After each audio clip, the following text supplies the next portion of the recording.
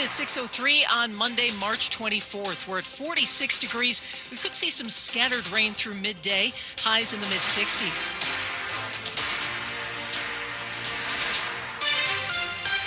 Good morning, I'm Michelle Basch. And I'm John Aaron. The top local story we're following this hour is one you just heard about on CBS News, a thrilling win for the Maryland men's basketball team in March Madness action. With Maryland trailing 71-70 and only 3.6 seconds left in last night's game against Colorado State, freshman Derek Queen said he wanted the ball. So I think I'm from Baltimore, that's why. And then I kind of had it going all game. Then my teammates had it going, and like I said, they trusted me to take that last shot. And Maryland won 72-71. The Terps now head to the Sweet 16. They'll face the number 1 seed Florida next. We'll have more on the big win coming up in sports at 6:25. A company owned by Ray Leonard Jr., the son of famed boxer Sugar Ray Leonard, held a celebrity golf tournament last year at a Rockville country club that was supposed to benefit 2 charities in Maryland.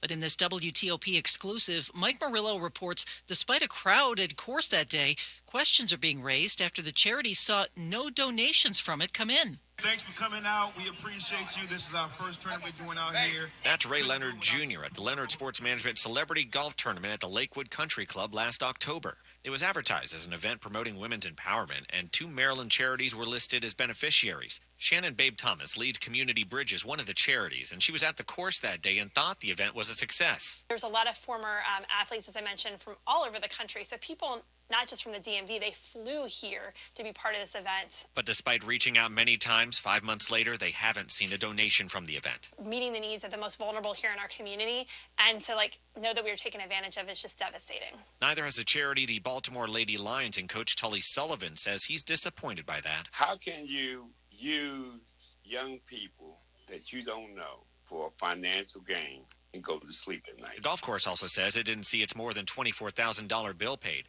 Leonard, the owner of Leonard Sports Management, says he did not see financial gain from the event and claims he allowed a consultant to manage the event, and it was getting abundantly clear to me months after that there was some kind of shady math going on. He also made claims of missing money. Leonard says he believes they made enough money to cover the bills and donate to the charities, and is looking at how the money was used. The consultant, who isn't being named because they haven't been charged with a crime, says some players and sponsors ended up not paying, so no proceeds were available to distribute.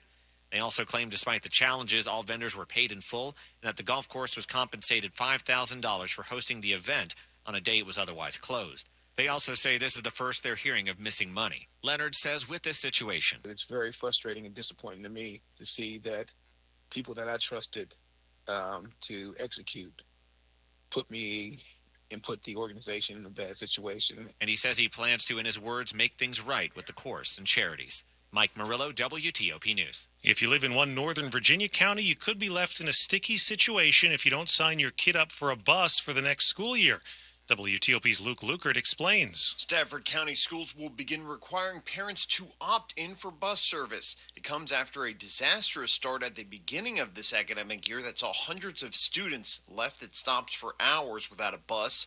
Superintendent Dan Smith at a recent school board meeting. Based on the feedback from principals, based on our feedback from transportation, we do think this is the best way to move forward. Beginning on April 8th, parents will receive a form to tell the district that they would like a bus pickup for the 2025-2026 school year.